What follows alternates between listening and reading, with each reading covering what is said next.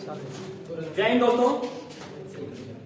आज हम लोग कक्षा 10 के सामाजिक विज्ञान का राजनीति विज्ञान को पढ़ना है, जिसमें पहला चैप्टर आप लोगों का है साझेदारी, जिसमें बेल्जियम और श्रीलंका की कहानी से आपको समझना है कि सत्ता की साझेदारी क्यों जरूरी है।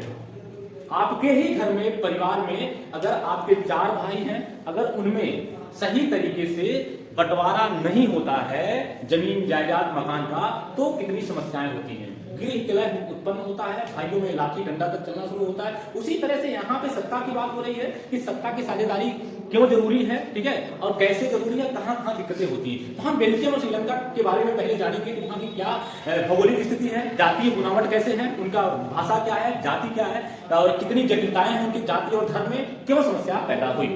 तो हम लोग बेल्जियम के बारे में पढ़ते हैं, कह रहे हैं कि बेल्जियम यूरोप का एक छोटा सा देश है। बेल्जियम कहाँ का देश है? यूरोप का एक छोटा सा देश है। क्षेत्रफल में हमारे हरियाणा राज्य से भी छोटा है। हरियाणा राज्य से छोटा है, हरियाणा राज्य से आधा है, समझिए हरियाणा राज्य से आधा है। इसकी आबादी 1 करोड़ से थोड़ी अधिक है। कितना है? 1 करोड़ से थोड़ी अधिक है, और यानी हरियाणा की आबादी के करीब आधी।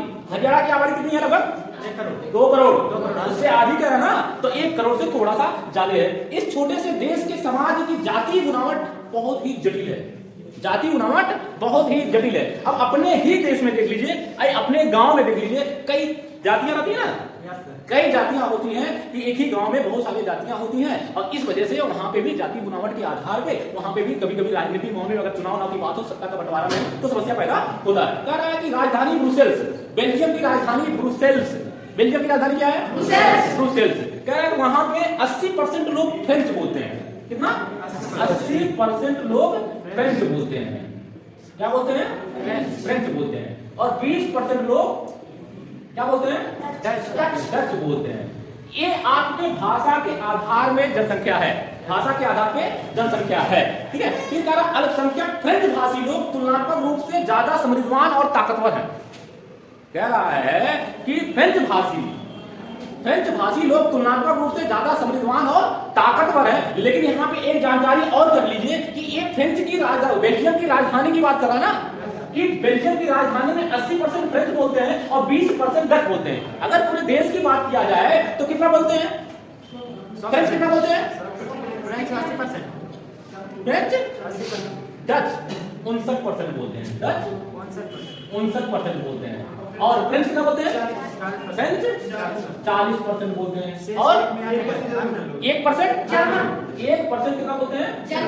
जर्मन बोलते हैं। ये पूरे देश का स्ट्रक्चर है। क्या है? ये पूरे देश में, यानी कि पूरे देश में अगर बात किया जाए बेल्जियम में, तो डच कितना बोलते हैं? 59%, और फ्रेंच कितना बोलते हैं? 40%, और 1% जर्मन बोलने वाले हैं। तो कह रहा है कि अल्पसंख्यक फ्रेंच भाषी, अल्पसंख्यक कौन है? फ्रेंच भाषी। लेकिन यहाँ पे अगर आप सिर्फ राजधानी को लेकर देखेंगे तो अल्पसंख्यक कौन दिख रहा है? डच ना। तो इसलिए फ्रेंच भाषी अल्पसंख्यक है। जिनकी संख्या कम होती है उन्हें हम अल्पसंख्यक कहते हैं, अल्पसंख्यक कहते हैं, और जिनकी संख्या अधिक होती है उसे बहुसंख्यक कहते हैं। तो कह रहा है कि जिनकी संख्या कम है वो समृद्धवान है, ताकतवर है, वो ताकतवर है। कहां पे? राजधानी में, राजधानी में। क्योंकि देख लो मेरे दोस्त, गांव का रहने वाला व्यक्ति ज्यादा समृद्धवान नहीं होता है शहर की अपेक्षा। अब दिल्ली में ज्यादा अमीर होंगे कि गांव में अमीर होंगे? कंपेरिजन में ज्यादा अमीर होंगे दिल्ली वाले ना। तो शहर में लोग अमीर होते हैं क्योंकि वहां पे लोग नौकरी पेशे, उद्योग, रोजगार, शिक्षा, स्वास्थ्य काफी बेहतर होता है, तो वहां के लोग ज्यादा अमीर होते हैं। अब शहर में उनकी संख्या, किसकी संख्या ज्यादा है? शहर में, राजधानी में, ब्रुसेल्स में किसकी संख्या ज्यादा है? फ्रेंच की संख्या ज्यादा है, तो वो ज्यादा नहीं है। अब इनकी संख्या देश में तो ज्यादा है, लेकिन ये गांव में रह गए। कहां रह गए? गांव में रह गए। इसलिए ये समृद्धवान ज्यादा नहीं है, ताकतवर नहीं है। यार बहुत बाद में जाकर आर्थिक विकास और शिक्षा का लाभ पाने वाले डच भाषी लोगों को इस स्थिति से नाराजगी हो गई। किसको? डच वालों को नाराजगी हो गई। भैया यहाँ पे इनकी संख्या कम है लेकिन देश में ज्यादा है, और मिल कुछ नहीं रहा है, मिल कुछ नहीं रहा, झुंझुना मिल रहा है। क्यों? क्योंकि ये वहां पे हावी है राजधानी में। सत्ता कहां से संचालित होती है? राजधानी में ना। उत्तर प्रदेश की राजधानी क्या है? अपने भारत की दिल्ली। तो दिल्ली में तो हमारे प्रधानमंत्री बैठते हैं, गृह मंत्री बैठते हैं, वित्त मंत्री बैठते हैं, राष्ट्रपति बैठते हैं, तो सारा संचालन तो वहीं से होता है ना। अब सत्ता वाले लोग वहीं में हैं। उनकी संख्या वहां पे ज्यादा है, तो सारा जो भी है वहां पे उनकी संख्या ज्यादा है, जो भी शिक्षा, स्वास्थ्य, रोजगार, एडमिशन, स्कूल में पढ़ाई, सब कुछ वो ले रहे। अब इनको नाराजगी होने लगी, पता चला तब नाराजगी हुई। तो इसके चलते 1950 और 1960 के दशक में, तब 1950-60 की दशक में, ठीक है, दशक में फ्रेंच और डच बोलने वाले समूहों के बीच तनाव बढ़ने लगा, क्योंकि भैया शिक्षा पे, स्वास्थ्य पे, रोजगार पे सब कुछ तो तुम्हारा अधिकार है। अब इनको जानकारी हुआ, पता चला ओ हम तो देश में सबसे ज्यादा हैं, लेकिन जहां पे ब्रुसेल्स जो राजधानी है वहां पे इनकी संख्या ज्यादा है और सत्ता में यही लोग काबिल हैं, ये अपने हिसाब से अपने लोगों को ही सारी सुविधाएं दे रहे हैं। तो यहाँ पे समस्या हो गई, ठीक है, जानकारी के हिसाब से। फिर दोनों समुदायों के टकराव का सबसे तीखा रूप ब्रुसेल्स में देखा गया। क्यों देखा गया भाई? क्योंकि राजधानी में तो सारे लोग थे, सारे लोग राजधानी में थे, तो वहां पे टकराव हो गया। यह एक विशेष तरह की समस्या थी, क्योंकि समस्या थी ना, उन्हें उनके अधिकारों को दिया नहीं जा रहा था, कुछ लोगों को वो दिया जा रहा था, इसलिए उनके साथ समस्या हो गई।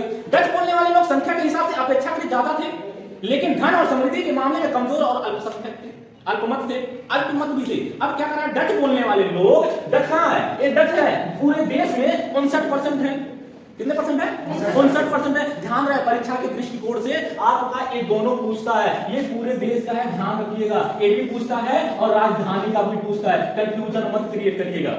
एक नंबर के प्रश्न में पूछता है कि ब्रुसेल्स की राजधानी में फ्रेंच बोलने वालों की प्रतिशत कितना है और डच बोलने वालों की संख्या कितनी है। अब वहीं पे अगर प्रश्न पूछ लिया कि बेल्जियम में फ्रेंच बोलने वाले कितने हैं, डच बोलने वाले कितने हैं, फिर कभी कभी क्वेश्चन ये भी पूछ देता जर्मन भाषा कितने लोग बोलते हैं, 1%। तो इस चीज को आप कंफ्यूज मत होइएगा, ठीक है। अब कहा डच बोलने वालों की संख्या के हिसाब से अपेक्षाकृत ज्यादा थे, लेकिन वो समृद्धवान नहीं थे, धनवान नहीं थे, अल्पमत भी थे।